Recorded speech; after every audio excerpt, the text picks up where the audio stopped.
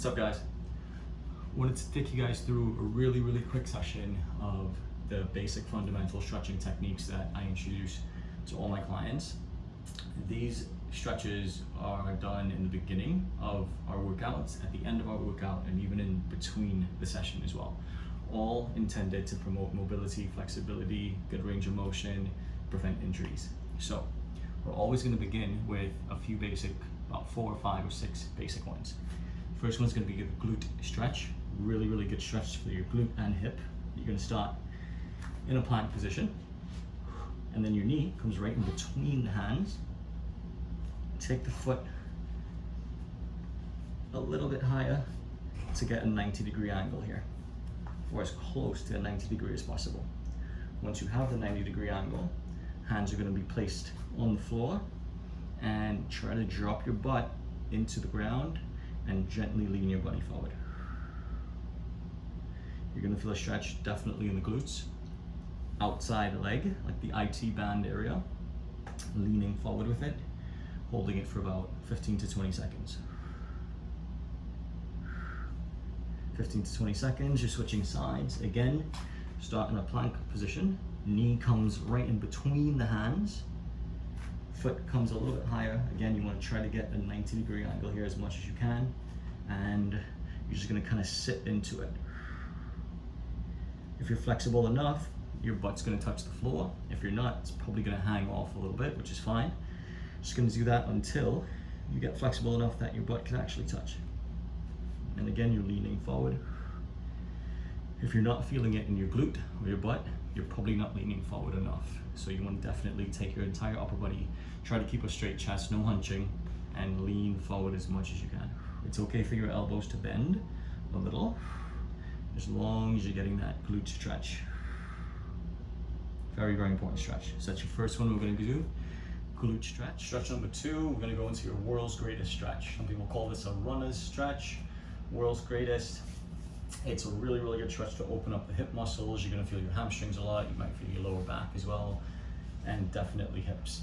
So again, just like the glute stretch, we're going to start in a plank position. You're going to get one foot. Let's start with the right foot going right to the outside of the right hand. Same arm, you want to open up that arm as high as you can go, all the way up to the ceiling and even a little bit behind. And then bringing it back down. Trying to get your elbow to touch, and back up, back down, trying to get the elbow to touch. The back knee is going to be off the floor, and the front hand, sometimes if your wrist hurts a little bit, you can actually take that hand and turn it to the opposite direction. Elbow down to the floor, hand up to the ceiling and behind, elbow down, hand up. We're going to keep doing this repeatedly for about 15 to 20 seconds. And then we switch. Again, back knee is going to be off the floor. The hand can turn the opposite direction for a little more comfortability. And we're going to go elbow to the floor, hand to the ceiling behind you, elbow to the floor, arm to the ceiling behind you. Keeping your eye on your hand the entire time. 15 seconds each side. World's greatest stretch. Stretch number 3. This is going to be a hip flexor stretch.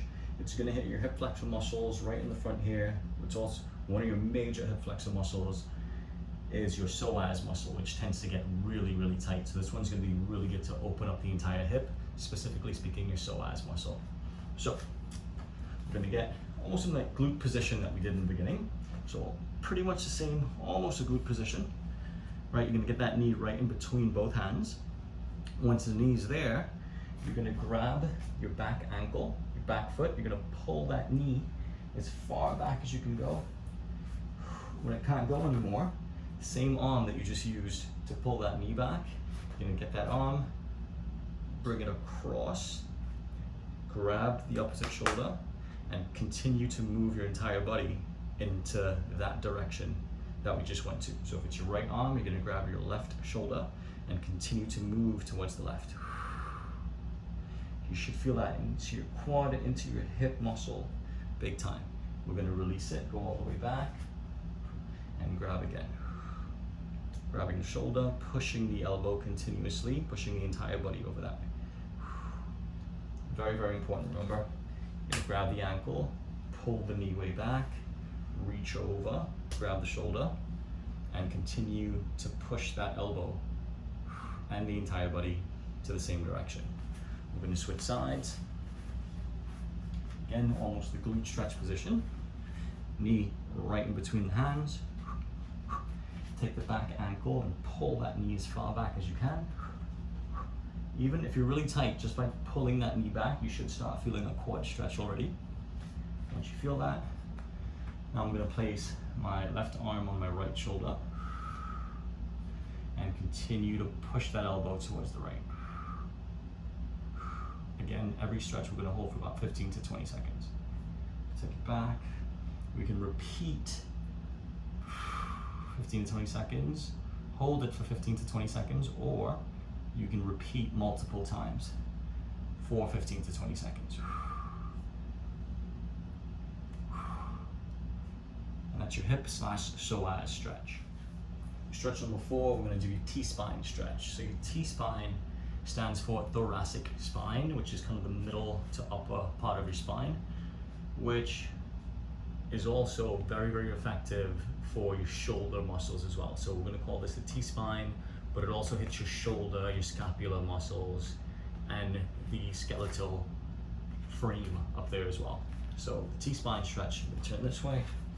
You're going to be in what's called a tabletop position. If you guys do yoga, you know what this is.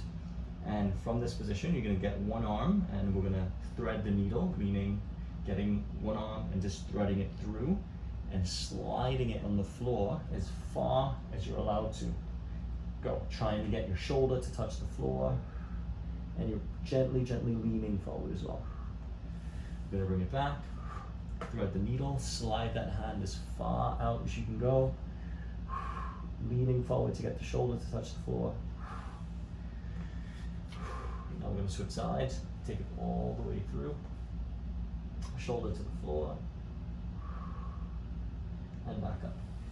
For this one, we're going to do about 3 or 4 on each side, holding each one for about 5 seconds. So 5, 4, 3, 2, 1. Bring it back, slide it as far as you can go, get the shoulder to touch the floor. 5, 4, 3, 2, 1. So you're going to do about 3 or 4 on each side, each time holding it for 5 seconds. 5, 4, 3, 2, 1. Excellent. And that is your T-spine stretch. Loosens up the upper spine, loosens up all the muscles behind the shoulders, and even hits the neck muscles over as well. Stretch number 5. This one is going to be your lower back stretch. It's probably one of the more simple ones, where you're going to just simply lay on your back, lay flat. You're going to bring one knee up to about a 90-degree angle.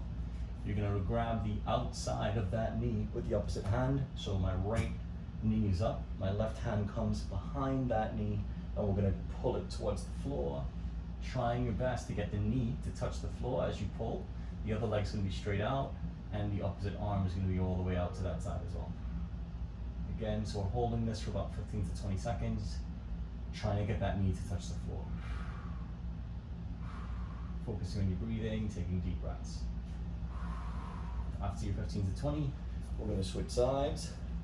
Bring that knee up, other hand goes all the way out to the side.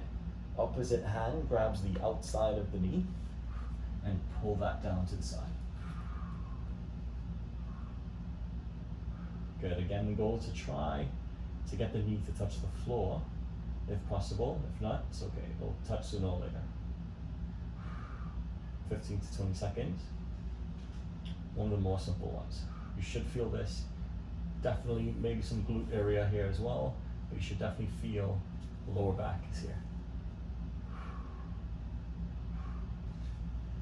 Stretch number 5, lower back / glute stretch.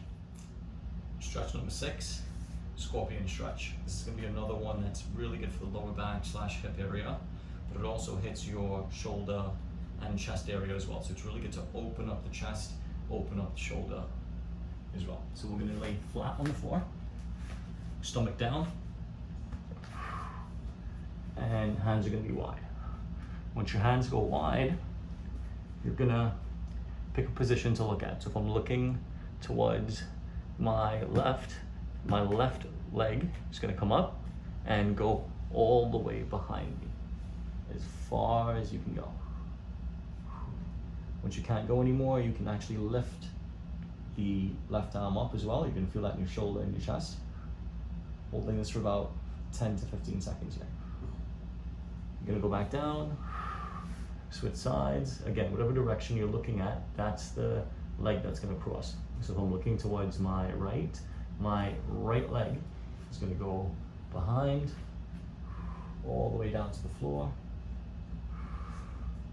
And my right arm is gonna go up to the ceiling. 15 to 20 seconds. Again, lower back, a little bit of hip in there as well, but you're definitely gonna feel your shoulder and your chest. And this is your scorpion stretch. Holding for 15 to 20 seconds.